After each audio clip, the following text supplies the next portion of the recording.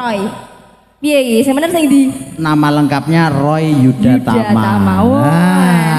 Sampeyan kok ngapal aja? Lah wong yo ngawut. Oke, terima kasih Dinda. Dua buah lagu sudah diaturkan luar biasa, tentunya masih dalam rangka hari bahagia pernikahan Mas Franky dan juga Mbak Rahma di kediaman Bapak Lantur dan juga Ibu Lis di Kelurahan Jepun Tulungagung tercinta. Oke, memanfaatkan sisa-sisa waktu perjumpaan kita malam hari ini, perlu kami informasikan bahwasanya kita nanti hingga pukul 22.30 tentunya bersama Wande Budoyo juga ada audio, dan tidak lupa juga live streaming malam hari ini bersama teman-teman dari SDR Family Vlog. Terima kasih matur nuwun, juga teman-teman channel YouTuber yang lain ada Moe Moe Production dan juga RJ channel 1971. Oke. Ini kita lanjutkan ke atensi berikutnya, ada dari Miko Channel. Nah, Miko Channel ini mau menyanyikan lagunya Pupusing Nelongso, duetnya sama Diajeng Roro. Oke, Bolo tetap dilayani insya Allah bersama Wande Budoyo. Kita panggilkan Miko Channel, silakan naik ke atas panggung. Yuk, cepati Bolo, Wande Budoyo. Woi, yo.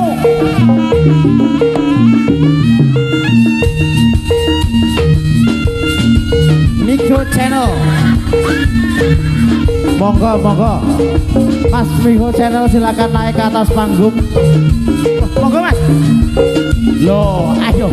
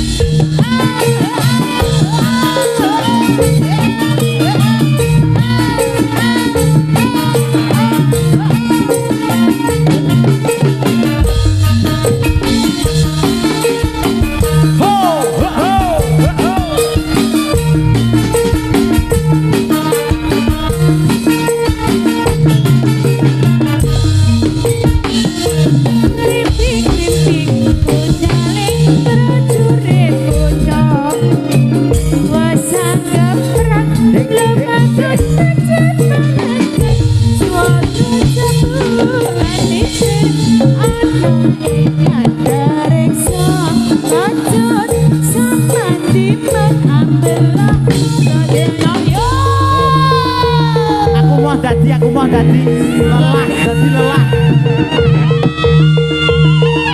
Apa Mas?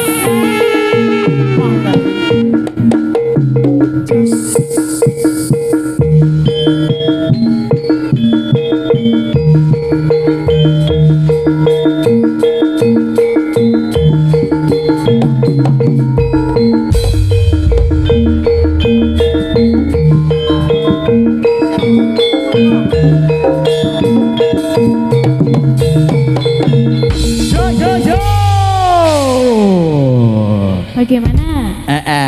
Apakah Mas Niko tidak berkenan untuk Mas Niko Channel sementara sing penting wedoke Mbak Roro, lanange diwakilne hamba. Sampeyan ngejak bebu lho ya ini bisa. Tak pareng. Kancane wedi. Sik jonggrang. Bantung kok tak sarene ngene lho jonggrang.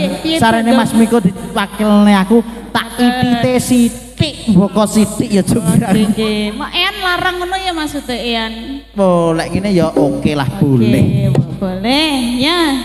Kita duet yang dramatis Mas ya. Yang romantis. Iya. Romantis. Mau bari iki lagune dhewe sing apa? Lindunya. Lindunya. Lindur masane gempa bumi ya lindu. Ya wis, bet saksir. Mas. Rindu kayak rindu. Rindu sayang. Lek umune lindu lagune Indosiar lho, sampean susu sapa? Indosiar ulah-ulanan to? Roh aku. Ya. Sing ulah-ulanan. Rindunya iku. Lagu ini duduk kuwi Mas, Pupus Nelongso, Miko Channel spesial, monggo Wande Budoyo. Ya. Pakai lar dulu ya Mas, pakai lar. Iya. Wong ayu.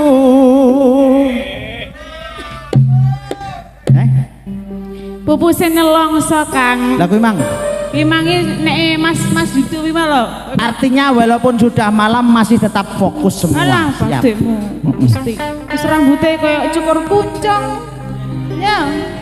Ndek pi lho, melu kowe aku. Tak tapuki lambeku iki kok.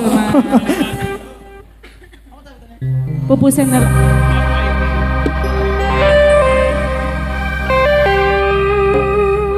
apa iki?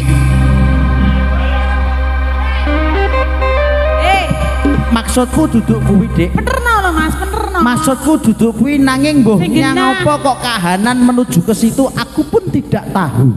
Dek, balenan neh lakno. Apa iki sak tenane?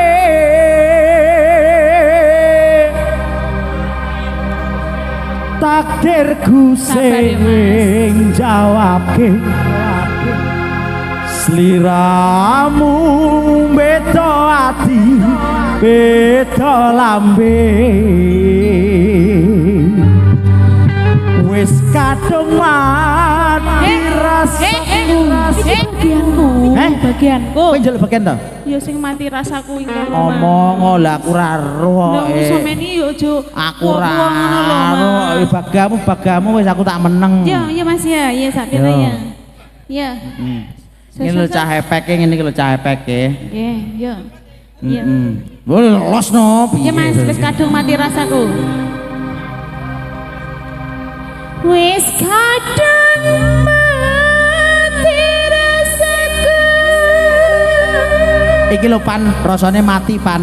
Kang Mas, rungokno tangisku. Kaya mangkono ya iki, mangkono ya. Becike kowe lunga saka uripku.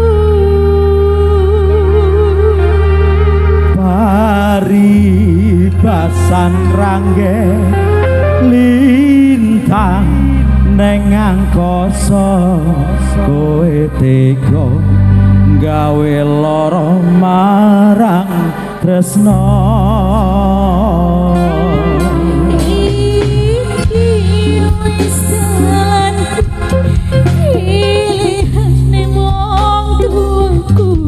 Sepurane yen gawe lara hatimu.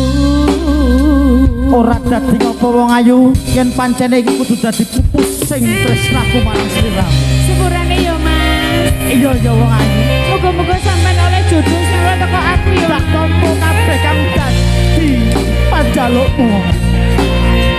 Aja lali aku ya Mas. Ora aku ora bakal bisa nglalekke sliramu kok katresnanku marang aku ayu. Mandi budaya Hana audio. saja sing masih. Monggo Masku.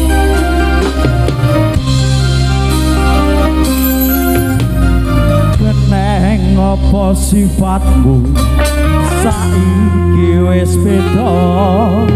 Kowe ninggalke aku mending ke wong liya. Apa pancen tresnaku saiki wis sirna kaya lumut ing pinggir segara. Jangan salahkan aku Mas. Sesat ning jero dodo kancing gara ake.